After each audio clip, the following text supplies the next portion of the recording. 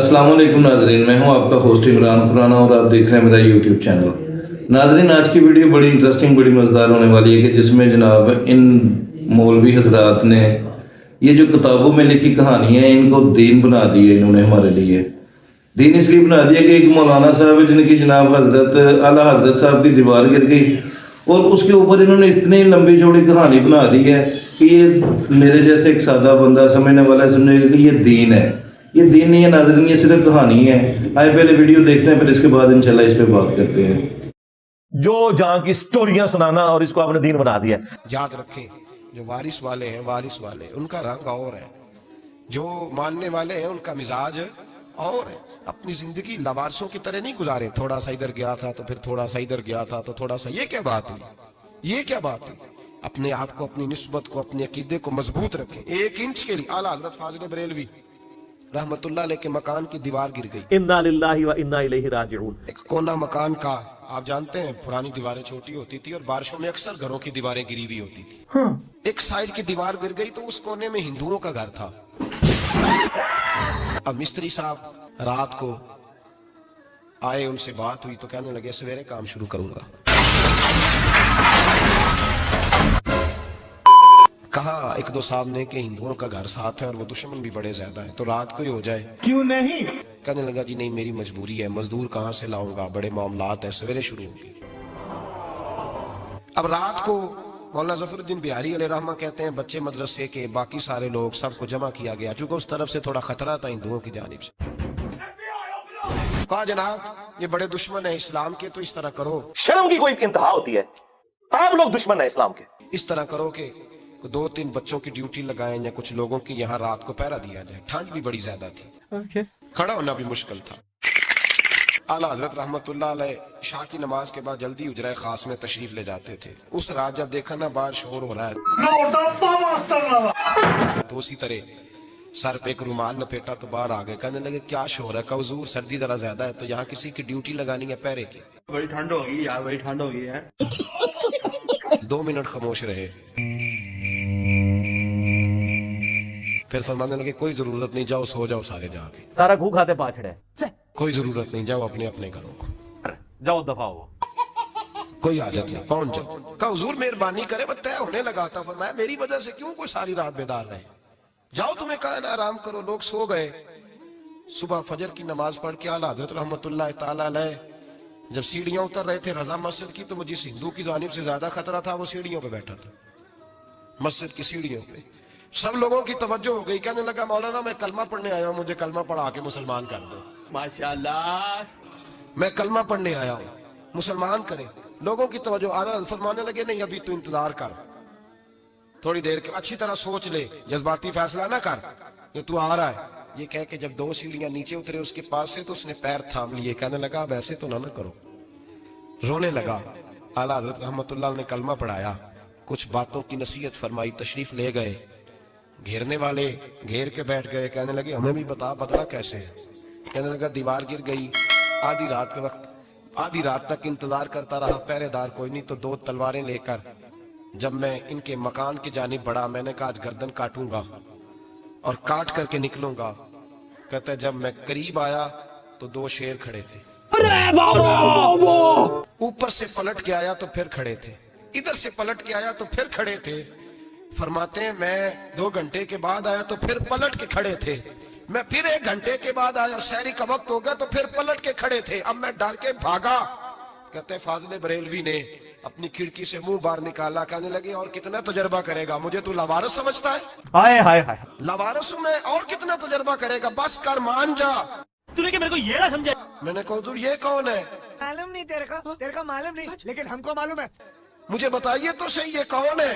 तो कहने लगे मैंने सारी जिंदगी रसूलुल्लाह की अजमत का दिफा किया है। हाय हाय, आला हजरत तुसी गए आए जी। आला हजरत ने तो चिश्तिया की किताबों का इनकार किया है, बुजुर्गों की नहीं। सरकार आला हजरत से भी एक ब्लंडर हो गया, उन्होंने फतावा रज़विया के अंदर सबा सनाबिल चिश्तिया के बुजुर्गों की किताब की तारीफ की और कहा कि यह किताब रसूलुल्लाह की बरगाह में मकबूल है।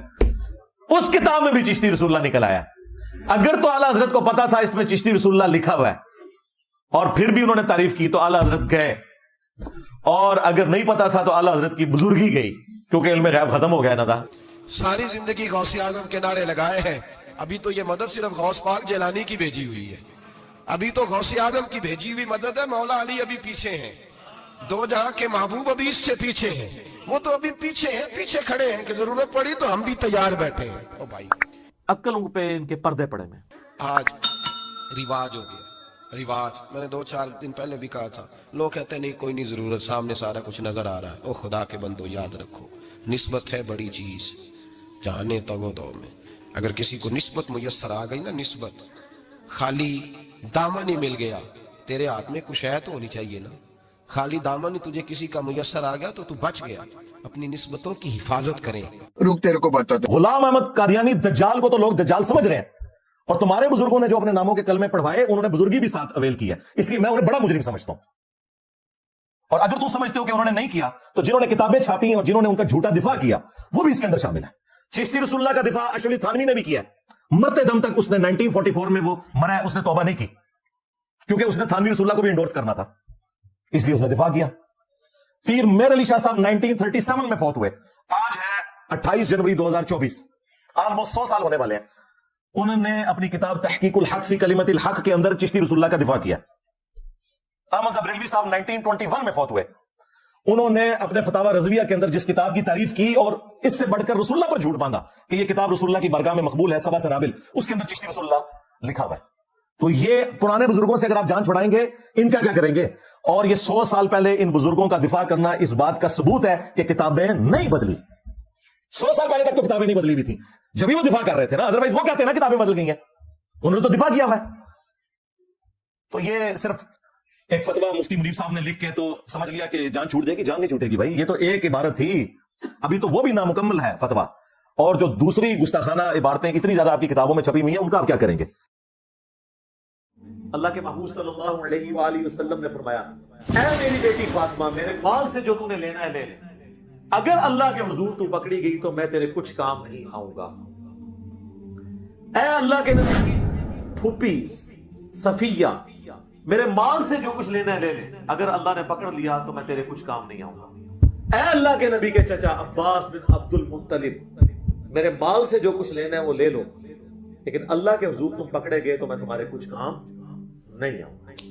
اب مجھے بتائیں اس سے زیادہ کوئی بھی کیا بیان کیا جا سکتا تھا؟ لیکن ہم لوگ اپنی وشفل تھنکنگز میں کہ ٹھیک ہے جی ہماری نسبت ہے ہمیں بچا لے گی.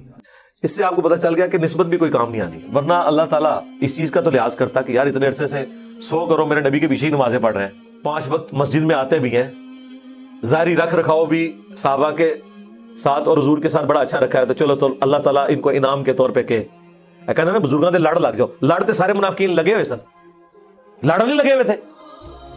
تو اللہ تعالیٰ اس لڑ لگنے کی برکت سے انہیں سے حقیقی ایمان دے دیتا. لیکن نہیں، اللہ کی تو تلوار بالکل ننگی ہے کہ جب تک کوئی خود کوشش نہیں کرے گا اسے لڑ لگنے سے بھی کچھ نہیں ہونا. ورنہ ابو لہب تو حضور کا چچا تھا، ہاشمی تھا، اعلیٰ خاندان سے، لیکن قرآن میں سورت نازل ہوگی تبت یدا ابی لہب وتب. یہ بڑا ڈینجرس معاملہ ہے جی. یہ جناب کتابوں کا خدا ہے جو یہ کہہ رہا ہے کہ اے نبی تم بھی ان کے لیے 70 دفعہ مغفرت کی دعا کرو، ہم نے قبول نہیں کرنا. یعنی آخرت کے فیصلے اللہ تعالیٰ نے ایمان اور اعمال کی بنیاد کے اوپر کرنے ہیں. جی ناظرین دیکھیے اپنی ویڈیو. ناظرین اس ویڈیو میں صرف کہانیوں کے علاوہ کچھ نہیں. اس طرح کی تو میں بھی کئی کہانی بنا سکتا ہوں کہ میرے محلے میں ایک دیوار گر گئی جناب، مستری ہے اس نے بولا کہ کل بناؤں گا دیوار، تو میں نے بولا نہیں یار وہ ساتھ والے گھر میں مجھے بہت خطرہ ہے تو لہٰذا آج ہی دیوار بننی چاہیے.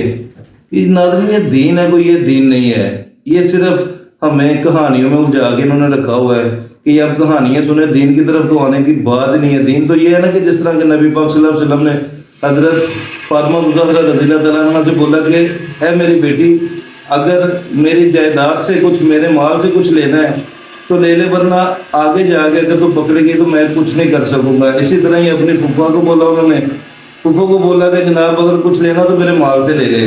اسی طرح ہی اپنے چچا سے بولا انہوں نے کہ اگر آپ نے کچھ لینا تو میرے مال سے لے لو، کہ بعد میں یہ نہ کرنا کہ اوپر جا کے پکڑے گئے تو میں کچھ آپ کا نفع کر سکوں گا. ناظرین دین تو یہ ہے کہ میرے نبی فرما رہا ہے اپنے اہل و عیال کو کہ اگر کچھ لینا ہے تو میرے مال سے لے لو.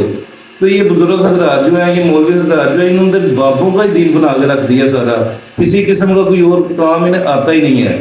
नाज़रीन, अगर मेरी वीडियो अच्छी लगी आपको तो मेरी वीडियो को लाइक करें, मेरे चैनल को सब्सक्राइब करें और बेल आइकन के बटन को प्रेस करें ताकि मेरी तमाम आने वाली वीडियो आप तक बआसानी पहुंच सके। मिलते हैं नेक्स्ट वीडियो में नेक्स्ट टॉपिक के साथ, तब तक के लिए अल्लाह हाफिज़।